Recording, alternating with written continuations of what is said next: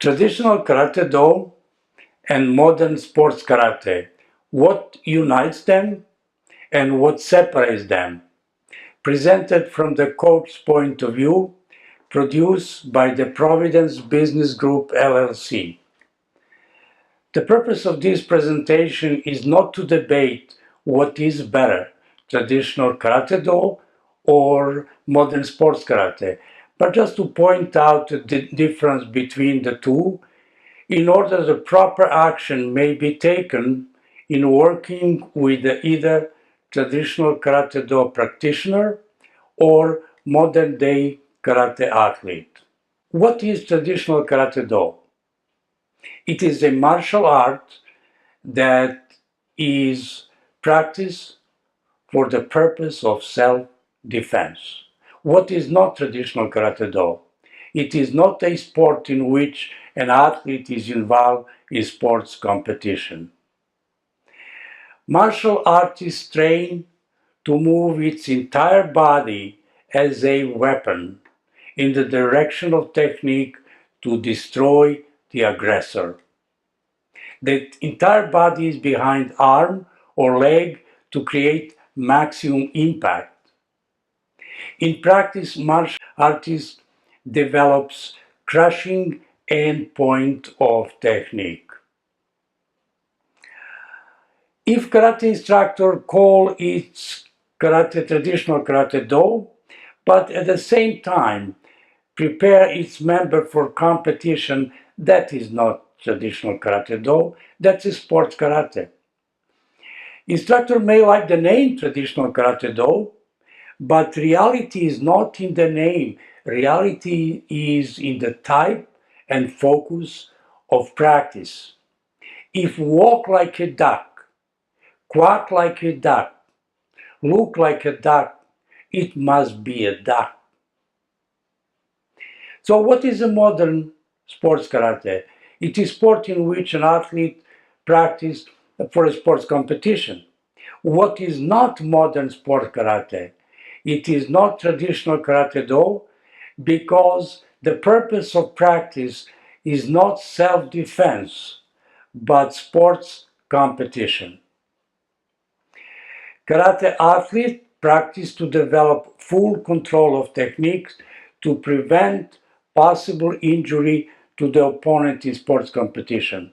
Now here, the entire body stops just before technique reach its intended target. In training, karate athletes develop superb control of technique. Quasi-historical and conceptual narrative. Transition of karate do in sports karate began in 1957 with the great visionary master Masatoshi Nakayama, the chairman of the Japan Karate Association, who organized the first up to 1 point sports competition. 13 years later, on October 14, 1970, World Union of Karate Do organization was formed and began its up to the 3 point sports competition. 4 years later, the International Amateur Karate Federation was formed with a focus on multiple point sports competition.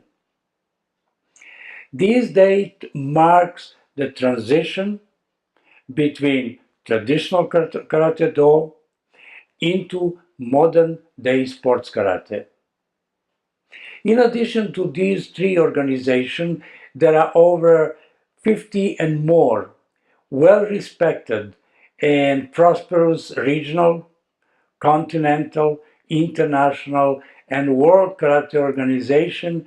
Many of them are also duplicates of same style. So from all this, what we can say? Karate is very strong, but karate is very ununited.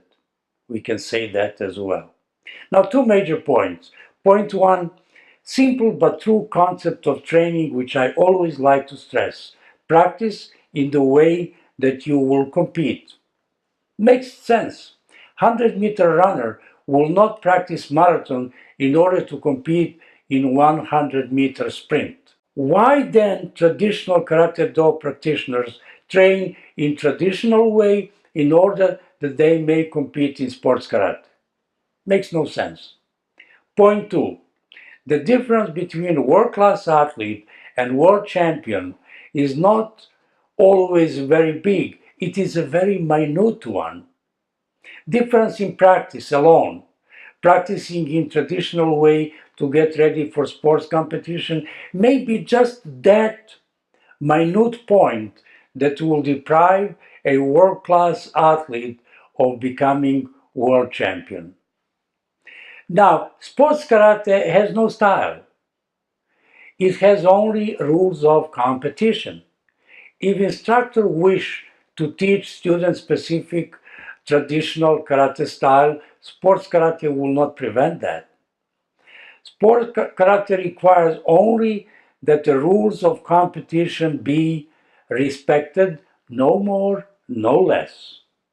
Karate style are the choices of instructor and student. Again, the purpose of this presentation was not to debate what is a better, traditional karate do or sport karate, but to present this simple narrative with the hope that both traditional karate do and sports karate can be united in one karate on the way to the Olympics recognition. Now, Master Funakoshi made the following statement: the ultimate aim of the art of karate lies not in victory or defeat, but in the perfection of the character of its practitioner. Hope is that in the spirit of Master Funakoshi's statement on perfection of character, karate of all styles will unite in one karate. Material presented here come from the following books: Karate, Introductory Level, Karate Martial Arts and Sport Volume 4, and Modern Karate. This presentation is just one single drop of water in the ocean of the knowledge of karate. Os!